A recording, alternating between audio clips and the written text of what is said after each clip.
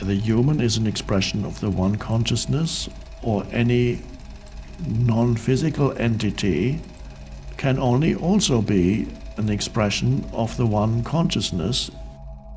Throughout history, humanity has pondered one profound question: what happens when we die? Across cultures, countless narratives about the afterlife have been shared, yet one text stands out for its depth and insight: the Tibetan Book of the Dead, also known as Bardo Thodol. But there's more to this ancient work than meets the eye. While it offers a guide to the afterlife, it also holds a powerful truth. It doesn't just teach us about death, it shows us how to truly live. Join us as we delve into the mysteries of life and death. The journey beyond. According to the Bardo Thodol, death is not an end but a transformation. The soul moves through bardos, or transitional states, which exist between death and rebirth. These states reveal the nature of reality in ways that are both enlightening and terrifying. The first bardo begins at the moment of death. The text describes this as a time when the soul becomes aware of its separation from the body. In this instant, there is clarity, a moment of potential liberation where the soul can recognize its true nature and merge with the infinite. However, fear and attachment often cloud this clarity, pulling the soul into the next stages. The moment of death is not just an ending, it is a gateway, a threshold where the veil between the physical and the spiritual lifts, offering a unique and transformative opportunity. According to Bardo Thodol, this moment is sacred, a time when the true nature of reality becomes clear, if only we have the presence of mind to recognize it. The Bardo of the moment of death. As death approaches, the first step is to release all attachments to this life. Imagine shedding layers of a heavy garment, each piece representing desires, fears, and regrets that tether us to the physical world. Attachment clouds our vision, binding us to cycles of suffering. The teachings suggest that instead of clinging to what is passing, we should embrace the transition with an open heart and mind, seeing it not as a loss but as a profound liberation. Confession plays a vital role here, not in the sense of judgment or punishment, but as an act of cleansing. It is an opportunity to acknowledge our missteps and free ourselves from their weight. Think of this as clearing a path through a dense forest.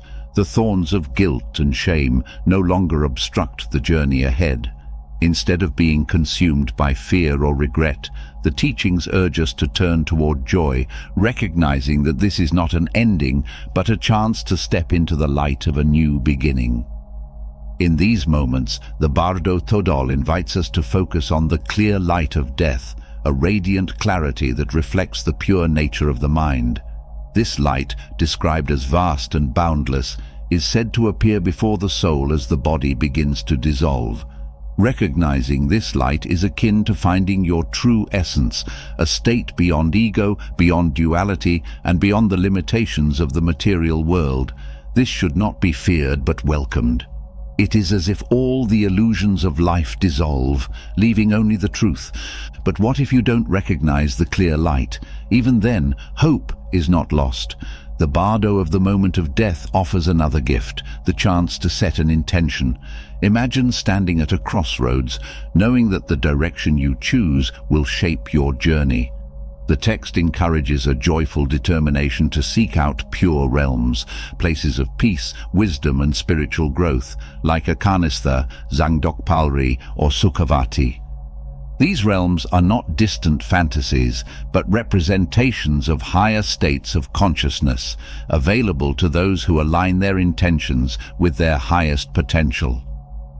In the teachings of Buddhism, this practice mirrors the parable of the lotus flower. The lotus grows in muddy water, yet it rises above the surface untouched by the mud to bloom in pristine beauty. Similarly, even in the turbulence of death, the soul has the capacity to rise above the fears and attachments of the physical world, blossoming into a state of purity and light. The key is unwavering intention. Thoughts are not fleeting in this state, they are powerful and formative. The Bardo Thodol reminds us that our final thoughts shape the direction of the soul's journey. By maintaining a focused and joyful intention to reach a pure realm, we can guide ourselves toward a higher spiritual existence. It is not about avoiding death, but embracing it as a continuation of the soul's journey, a step toward ultimate liberation. In a way, this practice echoes the wisdom of ancient philosophers like Plato, who saw life as a preparation for death. He believed that the soul's ultimate goal was to transcend the physical and return to the realm of the eternal. To do so, one must cultivate wisdom, virtue, and an understanding of the higher truths that lie beyond the material world. The Bardo Thodol offers a similar perspective, urging us to see the moment of death as a return to our true nature, a homecoming of the soul. This approach to death is not just about the afterlife, it is a lesson for the living. If we can practice releasing attachments, embracing clarity and setting intentions now, we prepare ourselves not only for death, but for life itself. Each moment becomes an opportunity to align with our highest self, to live with purpose and awareness. In the final moments, when the familiar world begins to fade, the Bardo Thodol assures us that the soul is not lost. It is simply stepping into a new chapter, guided by the clarity of its intentions and the purity of its essence. The moment of death, then, is not something to fear, but to embrace, a sacred transition that reveals the boundless potential of the soul and into the next of the Bardos, the Bardo of Luminosity. The Bardo of Luminosity. In this phase, dazzling lights and deities appear.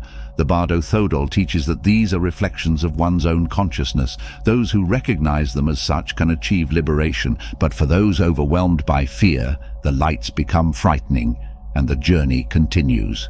At the heart of the Bardo of Luminosity is the art of letting go.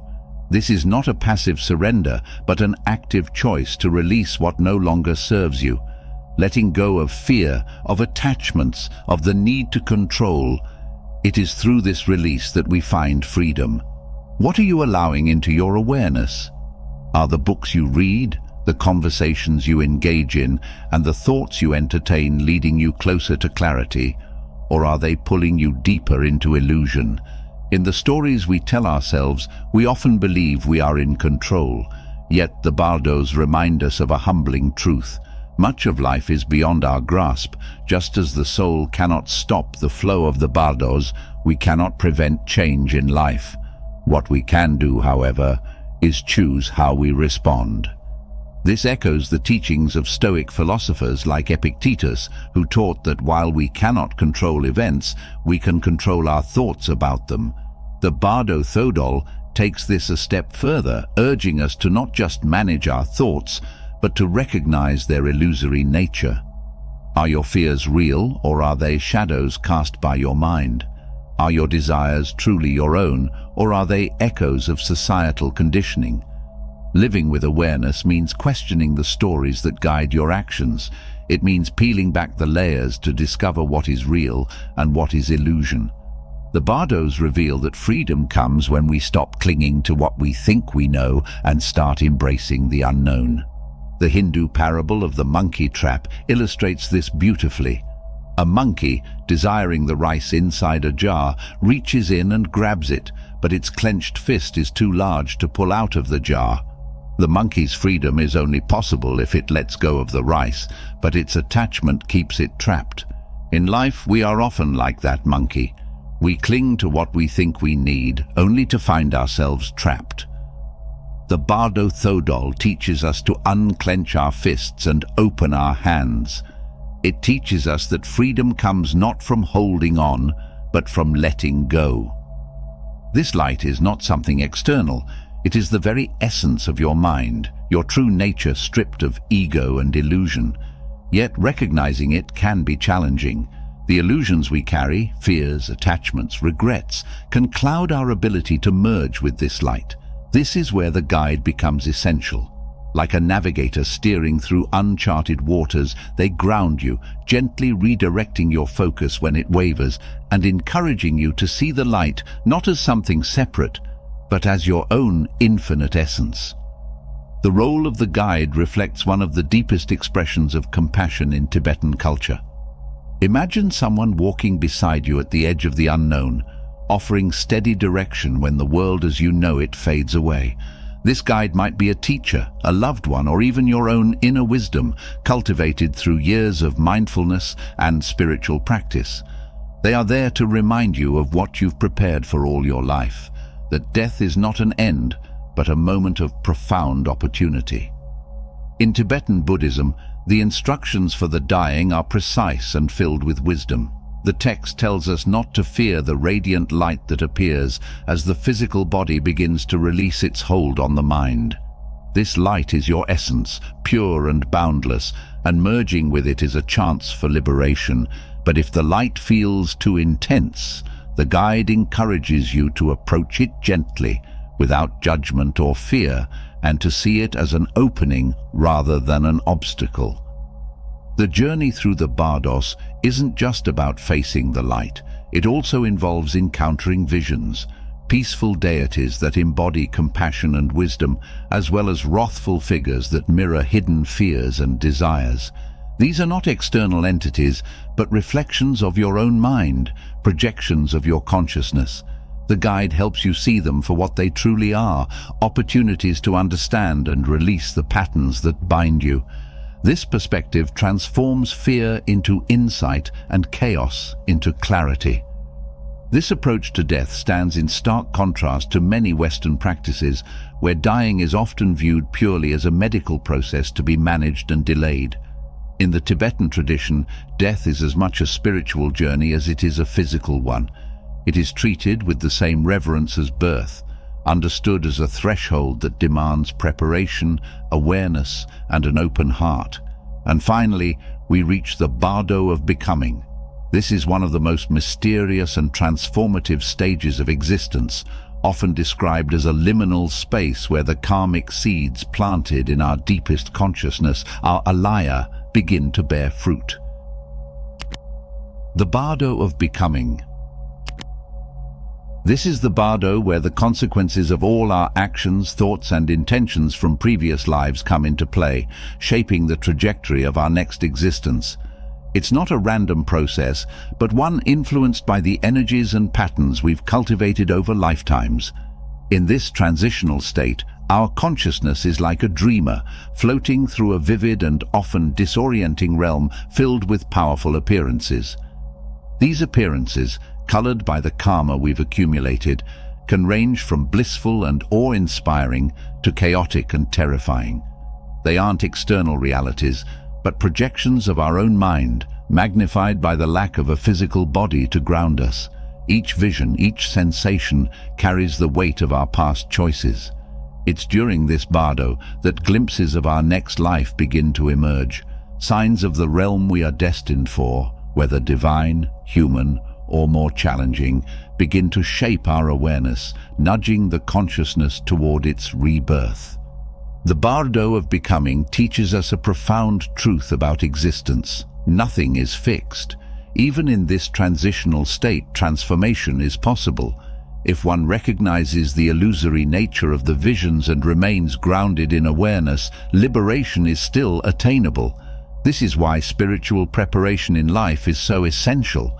Practices like mindfulness, compassion, and ethical living strengthen the ability to navigate this bardo with clarity, lessening the grip of fear and attachment.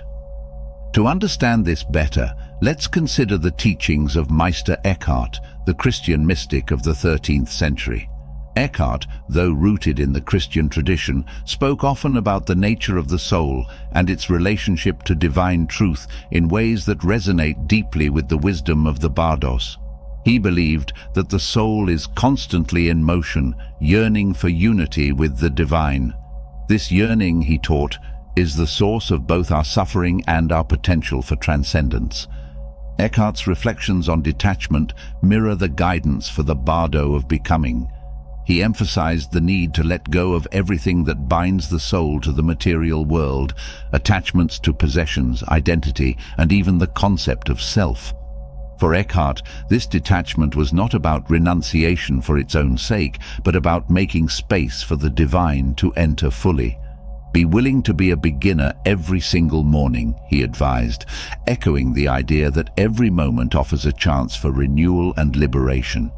In the Bardo of Becoming, this detachment becomes a lifeline.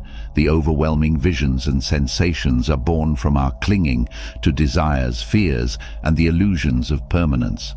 By releasing these attachments, the consciousness can move freely, unburdened by the weight of karma, and perhaps even transcend the cycle of rebirth altogether. Eckhart's teachings also remind us that the divine is not something distant. He described God as the ground of being, an ever-present essence that is closer to us than our own breath. This aligns with the Buddhist concept of recognizing the clear light of awareness, the ultimate reality that is always within us, even amidst the chaos of the bardos. To see the divine, or the clear light, is to realize that the terrifying appearances of the Bardo of Becoming are ultimately unreal.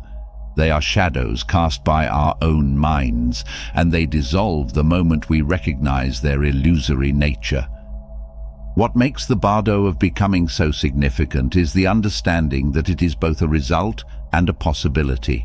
It reflects the karma we've created, but also offers the chance to shape a different future. Imagine this Bardo as a mirror, reflecting every action, thought, and intention back to us. If we've cultivated love, generosity, and wisdom, these qualities will guide us like a beacon through the storm. But if we've sown seeds of greed, anger, and ignorance, the journey becomes more tumultuous. Even then, awareness and clarity can transform the path. Eckhart's mysticism offers hope here. He believed that divine grace could illuminate even the darkest moments of the soul's journey. This grace isn't something external, it arises from within, from the very essence of our being.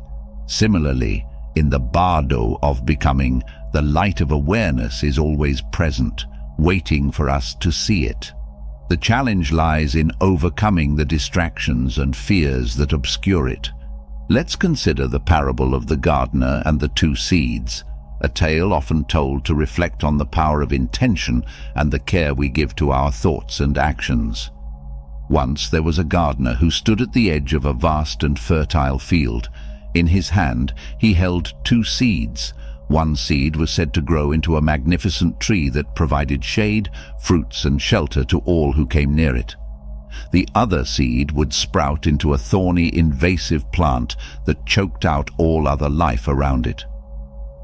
The gardener, curious and eager, decided to plant both seeds to see what would happen. Each day he watered the seeds, pulling weeds and tending to the soil.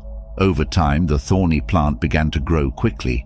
It spread with wild abandon, its thorns cutting into the gardener's hands and driving away animals that had once come to the field. The tree, however, grew slowly, its progress almost imperceptible. Frustrated by the slow growth of the tree, the gardener began to devote more time to the thorny plant, believing it was at least something alive and thriving. Years passed and the field became a desolate, overgrown mess. The thorny plant had taken over, its sharp branches blocking out the light and poisoning the soil.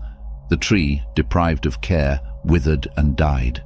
The gardener stood in his barren field, realizing too late that he had spent his energy nurturing destruction instead of growth.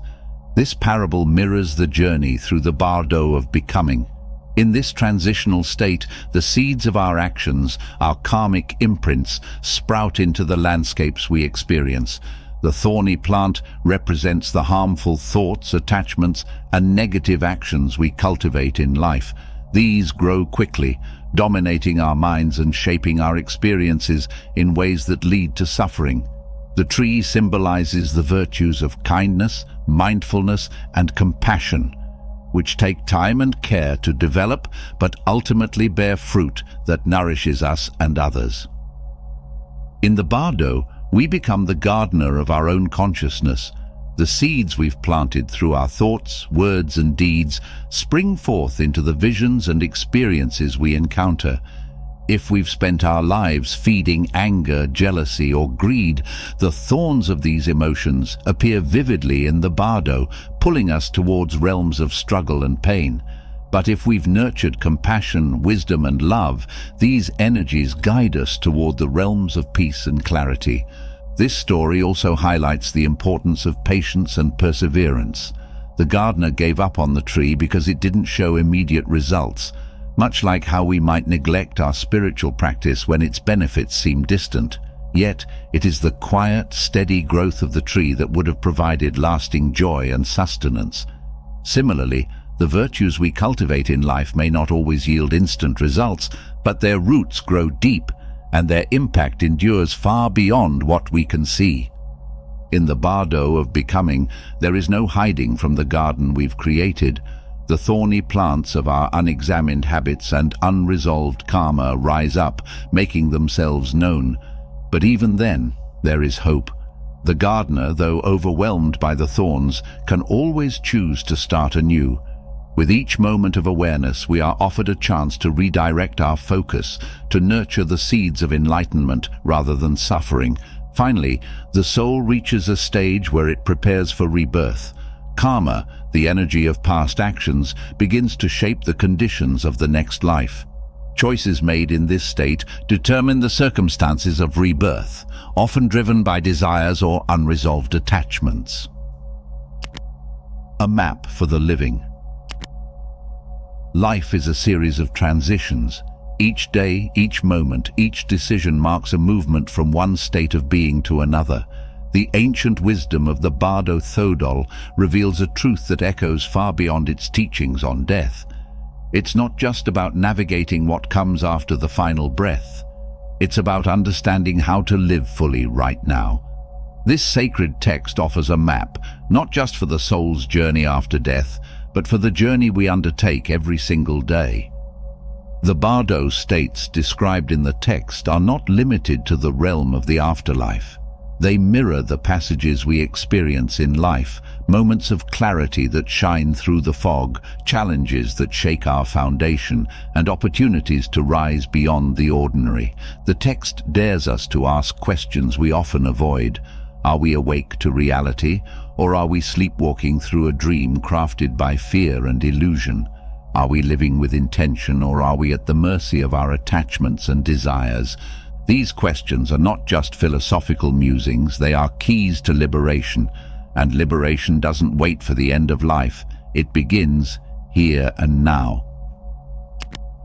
Transitions as teachers. Every transition in life, whether it's a new job, a relationship ending, or even the shift from day to night, mirrors the Bardo states. These are moments where the old falls away and something new is born. The Bardo Thodol teaches that the clarity of these moments is where true freedom lies. In life, clarity often comes uninvited. It may strike in the stillness of heartbreak or the chaos of change. It's the moment when you see things as they are, unclouded by expectations or fears. These moments, though fleeting, carry the seeds of transformation. They show us that life is not about holding on, it's about letting go. But letting go is not easy. Fear clings to the familiar, even when it no longer serves us. Attachments bind us to patterns that keep us from growing. This is why the Bardo Thodol emphasizes awareness. It's not about denying the challenges or pretending they don't exist. It's about facing them with open eyes and an open heart. The present moment as liberation. The most profound lesson of the Bardo Thodol is that liberation is always available in the present moment. Death is not the only opportunity for awakening. Every moment in life offers a chance to step into clarity. This teaching is echoed in the words of the Buddha: do not dwell in the past, do not dream of the future. Concentrate the mind on the present moment. The present is the only place where life truly happens. Yet how often are we truly present? Most of us live in a state of distraction. We replay past mistakes or rehearse future scenarios, all the while missing the beauty and potential of now. The Bardos teach us that the key to freedom lies in the here and now. By bringing awareness to this moment, we step out of the cycle of fear and desire. But presence is not just about mindfulness, it's about courage. The courage to face what is without judgment or resistance. It's about letting go of the ego's need to control and surrender to the flow of life. The dance of letting go. Imagine how different our experience of death and life could be if we embraced this perspective. Instead of fearing the end, we could see it as a natural and meaningful continuation of existence. This reimagining doesn't just apply to the moment of death, it reshapes how we live. The teachings of the Bardo Thodol invite us to approach life with the same awareness, mindfulness and intention required in the Bardos. By doing so, we prepare not only for a peaceful death, but for a richer, more authentic life. The idea of a guide doesn't have to remain in the realm of ancient teachings. Think of the parallels in modern life: a counselor offering support during a crisis, a mentor helping you navigate a career transition, or even a friend grounding you in moments of doubt. In each case, the role is the same: to remind you of your own strength, wisdom, and clarity when you're struggling to see it for yourself. This guidance is not about taking away your agency, but about empowering you to meet challenges with courage and grace. In the same way, the guide in the Bardo Thodol doesn't rescue you, but helps you recognize your own capacity for liberation. They point you toward the light, but it is you who must step into it. Death, the teachings suggest, is not a plunge into the unknown, but a guided journey toward understanding your own consciousness. It is a moment when all the distractions and illusions of life fall away, leaving only what is true. This is why the Bardo Thodol is as much a guide for the living as it is for the dying. By learning to face death consciously, we learn to live with fearless awareness and an open heart. So how do we bring this ancient wisdom into our modern lives? It begins with acknowledging death not as something to avoid, but as a teacher. Imagine what it would be like to live each day knowing you are ready for the moment when everything changes. How might it transform your choices, your relationships, and your priorities? The teachings invite us to see life as preparation for this final journey. Each breath becomes an opportunity to practice letting go, to live with clarity and intention, and to cultivate the awareness that will guide us through the Bardos. I hope you enjoyed the video. If you did, feel free to subscribe to the channel. Thanks for watching.